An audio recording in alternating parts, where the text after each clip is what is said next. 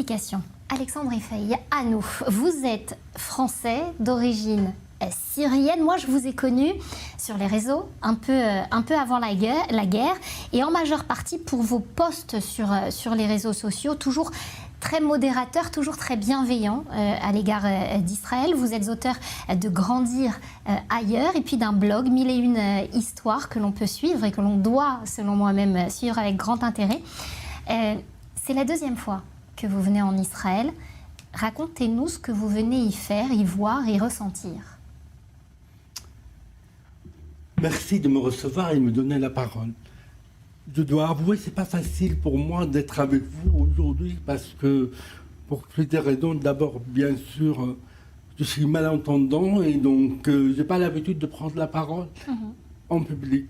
Et c'est pas facile pour Mais on nous. est entre nous. Oui, on est entre nous. Et je suis très bien à l'aise. C'est pas facile pour moi non plus, c'est vrai, d'être un Syrien d'origine qui a vécu en Syrie jusqu'à l'âge de 22 ans et d'être aujourd'hui, 38 ans après mon arrivée en France, un fervent soutien d'Israël.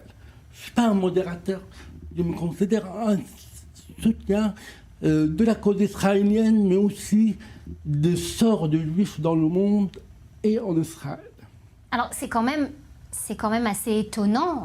On a Jonathan Serrero, il y a un instant, notre envoyé spécial, qui nous parle de ce qui se passe à ses frontières. Tout à fait. On sait ce qui se lit dans les manuels scolaires, ce qui se dit dans les milieux. Vous, comment vous avez été éduqué, élevé? Est-ce que vous avez grandi avec la haine d'Israël, la haine du juif? C'était quoi le discours à la maison?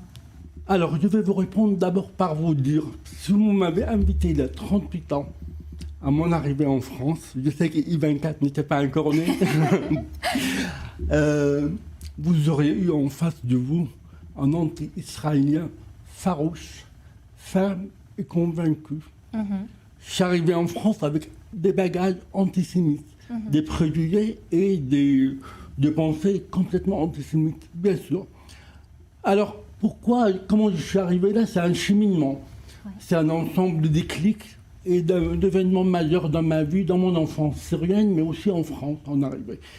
La première fois que j'ai entendu le mot sioniste, israélien ou juif, c'était la guerre des Kippour. J'avais 8 ans.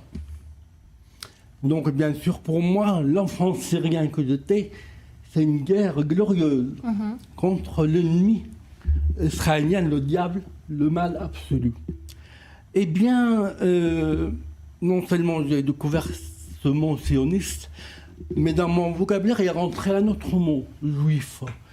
Quand un oncle lointain de ma famille est venu chez nous, et nous dire à nous les enfants, c'est dommage que Hitler n'a pas terminé son travail. On n'en serait pas là aujourd'hui. Et ma mère, qui était une femme féministe, communiste, humaniste, lui a répondu. Elle lui a dit, tu sais, s'il avait terminé son travail, tu aurais été le prochain sur la liste. Et quand il est parti, elle nous a dit, ne l'écoutez pas, c'est un fanatique. Moi, ma mère a semé cette graine. On vous sent très ému quand vous racontez ce que votre maman a dit. Ça veut donc dire que d'une certaine façon, vous le disiez, elle a semé quelques graines de tolérance, d'un pas vers l'autre, d'une main tendue? Sans le vouloir, malheureusement. Parce que, bien sûr, ma mère, elle avait des positions. Le jour où on a assisté à un lynchage d'un pilote israélien tombé à 10 mètres de chez nous, et ben, la foule l'a lynché, l'a massacré, l'a tabassé. Ma mère nous a dit de la même manière, mais c'est un prisonnier de guerre, on n'a pas le droit de faire ça. Mais c'est pas pour autant qu'elle était pro-israélienne, et moi non plus. Je suis pas arrivé en France en étant pro-israélien. Moi, vous avez parlé des grandes déraillères, qui a été provoquée par l'histoire au moment du baccalauréat, où j'ai découvert que mon camarade de classe, qui était à côté de moi, ne pouvait pas faire les mêmes études que moi, ne pouvait pas prétendre à la même bourse que moi pour venir faire ses études en France parce qu'il était juif. Et moi, j'étais choqué. Ça a été ça, l'électrochoc? Oui, C'est ça mais qui plus a tard. commencé votre mise en question? Parce que je vais reconnaître, je vais faire aussi, moi j'avais ma part de responsabilité. À l'époque, je n'étais pas choqué forcément de l'injustice qui lui a été faite, J'étais choqué du moment comment il y a un juif dans ma classe. Pour moi, c'est inconcevable, c'est un extraterrestre, c'est un espion forcément de l'ennemi, unique ennemi qui était Israël. C'est bien après, quand je suis arrivé en France, et que j'ai commencé en fait à apprendre d'autres facettes de l'histoire que nous ne savons pas. Vous savez, en Syrie, on nous dit qu'il y avait la Deuxième Guerre mondiale. Bien sûr, on nous dit qu'il y avait 6 millions de morts. Français, Allemands, Polonais. On dit pas Il y avait beaucoup de morts. Des Juifs. Oui, c'est vrai qu'il y avait des Juifs. Parmi les autres. Mais ce qu'on ne nous dit pas, à l'époque, il n'y avait pas Internet. Ce qu'on ne nous disait pas, il ne nous parlait pas de cette industrialisation de la mort dans les camps de concentration, parce que juifs, des morts des personnes, les 6 millions de personnes dont on parlait, c'était des juifs. Et ils étaient envoyés au four, au crématoire, parce que juifs. Et ça, vous le découvrez quand vous avez une vingtaine d'années et que vous arrivez en France? Oui, je le découvre quand j'arrive en France, dans cette dimension industrielle de la mort. Bien sûr, comme je disais, je savais qu'il y avait des morts, je savais qu'il y avait la Deuxième Guerre mondiale, mais ce n'était pas dans cette dimension aussi hallucinante. Je me rappelle des documentaires que j'ai vus. J'étais terrifié. Je pense que la première fois que j'ai vu un documentaire comme ça, je n'ai pas dormi la nuit. Et vous savez aussi, l'éducation. J'avais un camarade allemand, à l'école française, allemand, qui a vu que j'avais des préjugés antisémites, que j'étais contre Israël par défaut. Par défaut. Quoi qu'il se fasse, Israël, comme ça. Il m'a offert un livre, et qui s'appelle Exodus, de Léon Ury. C'était la première fois que je lisais une littérature de cette manière. Et je crois que ça aussi, c'était un déclic. Vous savez, il y a plusieurs déclics. Et quand j'ai vu que cet holocauste que je viens de découvrir dans cette dimension qu'on ne peut pas qualifier, eh ben, il y a un dernier déclic que je vais vous parler, c'est que je me suis rendu compte un jour en regardant le journal de télévision de Daniel Belalian que j'avais croisé, ne serait-ce que 30 secondes, le chemin de Nazi de Damas, dans mon quartier. Je lui ai dit bonjour. Il ne m'a pas répondu. Je ne savais pas qui il était.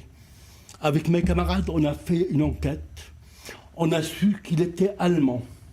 Ça s'arrêtait là. Et qu'il était poursuivi par les Juifs. On ne savait pas pourquoi. Alors, vous avez passé votre vie à recoller les morceaux de ce puzzle, voilà, d'une certaine façon. Tout à fait. J'ai une question qui me taraude dans ce genre de parcours, dans ce genre de cheminement que, vous avez dû emprunter. Est-ce que vous considérez que ça appartient à une élite, que seule une certaine partie des Syriens, des Libanais, des gens qui ont envie de s'ouvrir sans en avoir forcément le terreau et sans en avoir forcément l'éducation, le peuvent uniquement s'ils viennent d'un certain milieu? Malheureusement, oui. Pourquoi? Parce que l'éducation des jeunes enfants, on nous apprend que le juif c'est le mal absolu. On nous apprend la culture de la haine, la culture de la violence, la culture de dire on peut mourir en martyr, on peut faire beaucoup d'enfants. Dieu nous les a envoyés pour faire des martyrs. Il ne se pose pas la question que Dieu ne peut pas envoyer des soldats à la mort. Parce que s'il voulait régler ce problème, il n'a pas besoin d'envoyer des enfants. Et si vous voulez, cette culture de la haine, qui est la base de tout. Alors, l'élite dont vous parlez, c'est vrai. Donc maintenant, et je dirais, aujourd'hui, on a accès à l'information. Pourquoi ces jeunes? La phrase de mon oncle, que j'ai entendue il y a 50 ans, je la retrouve aujourd'hui dans mes commentaires de tweet. 1000 fois, pas 1000 fois, centaines de fois, avec des photos venant de l'horreur. C'est pas des élites, c'est des gens qui ont 18 ans, 19 ans. Donc pour moi, c'est l'éducation. Et les Émirats arabes, l'Arabie saoudite, on a commencé par ça, en revoyant de fond en comble le programme scolaire. C'est comme ça que vous construisez une élite dans une génération, peut-être moins, peut-être plus, qui pourra voir ces horreurs d'une autre manière. Les choses autrement. Michaël Darmon, je voudrais que vous réagissiez à tout ce que vient de dire Alexandre. Il y a énormément de choses qu'on apprend et qu'on comprend.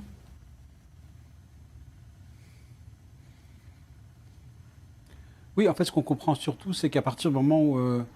parce que c'est un peu l'enjeu de la période que l'on traverse, hein, lorsqu'on on parle maintenant avec... on rencontre des Israéliens sur le terrain, dans toutes les sphères de la société, et en particulier dans les sphères, je dirais, académiques.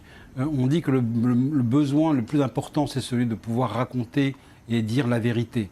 Parce qu'on est face à...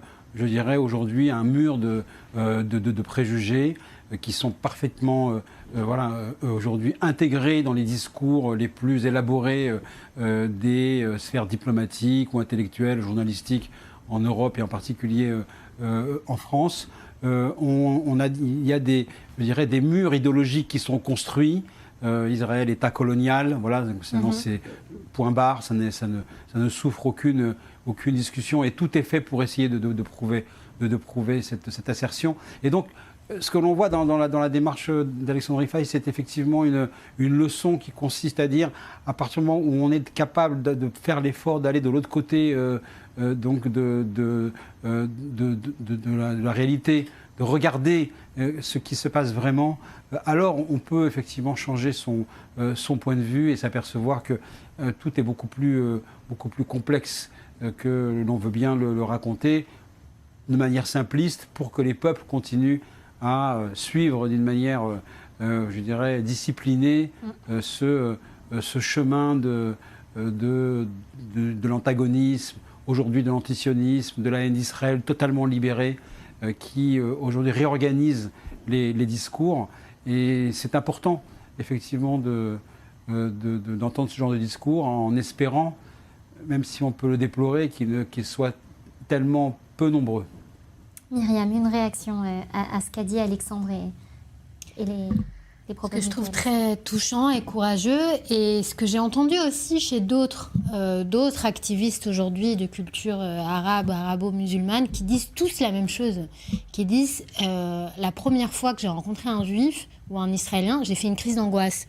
J'ai tous mes poils qui se sont hérissés, j'ai paniqué, j'ai voulu partir. C'est-à-dire que vraiment, effectivement, on se dit, oui, on est à l'ère de l'information, mais même des gens plus jeunes, hein, de la vingtaine, qui disent, on m'a tellement appris depuis l'enfance, quelqu'un au Yémen qui disait tous les matins, on disait mort à l'Amérique, etc., et que les fils des Juifs meurent, enfin, à chaque fois il y a une variante. Bon. Et on se dit, mais qu'est-ce que c'est que ça, enfin, d'où ça vient ça? D'où ça vient?